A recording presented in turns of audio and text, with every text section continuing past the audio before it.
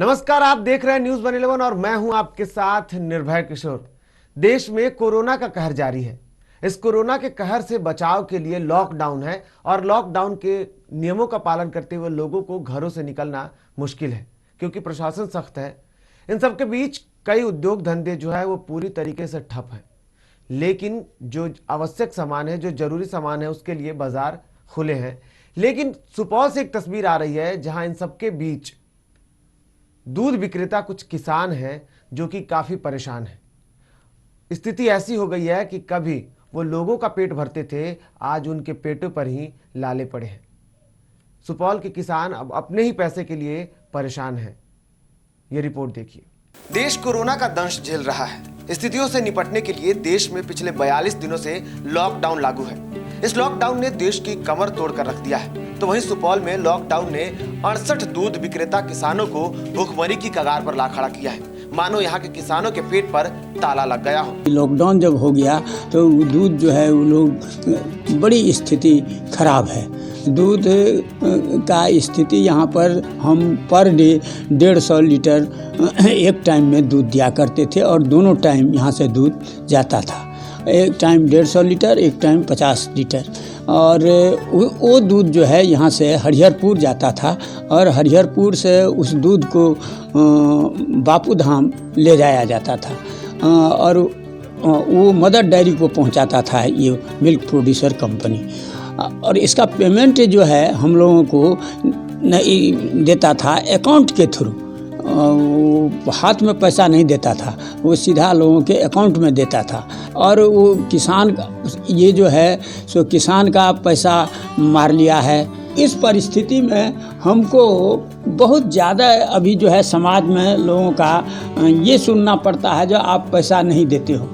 दरअसल सुपौल जिले के प्रतापगंज थाना क्षेत्र के सूखा नगर में एक प्राइवेट कंपनी के द्वारा दूध उठाव को लेकर थाना क्षेत्र में ही एक मिल्क परचेज पॉइंट बनाया गया था और दूध का उठाव यहां से होता था, लेकिन कंपनी ने बिना बताए ही दूध का उठाव बंद कर दिया। ऐसे में अब परेशान मिल्क परचेज पॉइंट के मालिक ने अपनी कंपनी पर ही आरोप लगाया है, जिसमें उन्होंने कहा है कि दूध उठाव करने वाली कंपनी पिछले 4 महीने से दूध लेने से मना कर दी। साथ ही पुराना बकाया लगभग 2.5 से लेकर 3 लाख रुपए हैं जो नहीं दे रही है। मामला यही है कि ये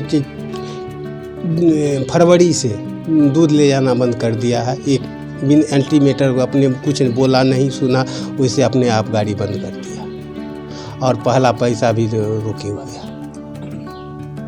कितना पैसा होगा?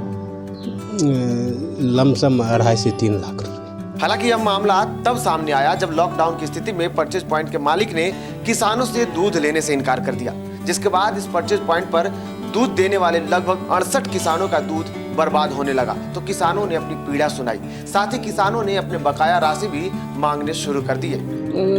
नवंबर में एक हाथ नहीं मिला और दिसंबर में, जनवरी में मैंने रुक के एक हफ्ता छोड़ के एक में दे देता था, एक में नहीं देता था। उसके पास मेरा दूध का पैसा है, नगदी हफ्ता में आता था 8,000, 9,000, 27-28 हज़ार के लगभग है।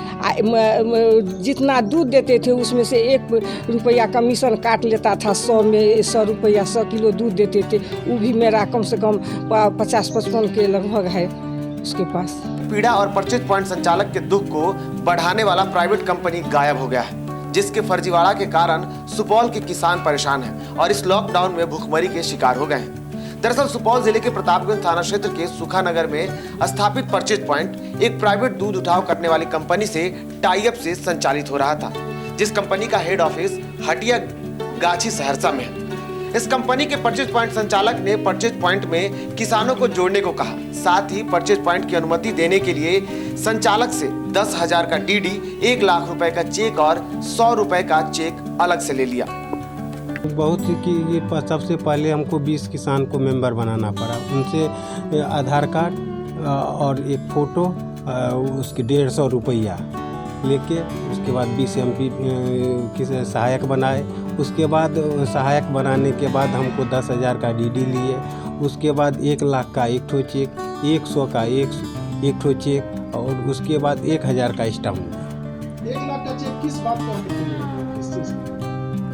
बोला गया कि मशीन हम आपको दे रहे हैं, उसके लिए सिक्योरिटी। राजवंशी चौहान नाम का उनके इसका कंपनी का पदाधिकारी। वही कंपनी की इस रवैये से दूध किसानों के सामने अब आफत की घड़ी भुखमरी उत्पन्न हो गई है। यहाँ के किसान परेशान हैं, तो वही परचेज पॉइंट के संचालक अब ठगी महसूस कर रहे हैं। अब सबसे बड़ा सवाल उठता है कि इन किसानों का क्या होगा? क्या इन किसानों के साथ कोई रहमत बरपेगा? साथ ही ये भी सवाल उठता है कि आखिर सूबे में जब सुशासन की सरकार है, फिर फ्रॉड करने वाली कंपनी बन कैसे गई? क्या इन कंपनी के पीछे कोई रसूखदार का हाथ है, जो बेबस और लाचार किसानों को ठगने की मंशा से ही बनाई गई थी? अब जो भी हो, लेकिन देखने वाली बात होगी कि क्या ऐसी कंपनी पर प्रशासन कार्रवाई करती है या कंपनी का सिलसिला ऐसे ही चलता रहेगा।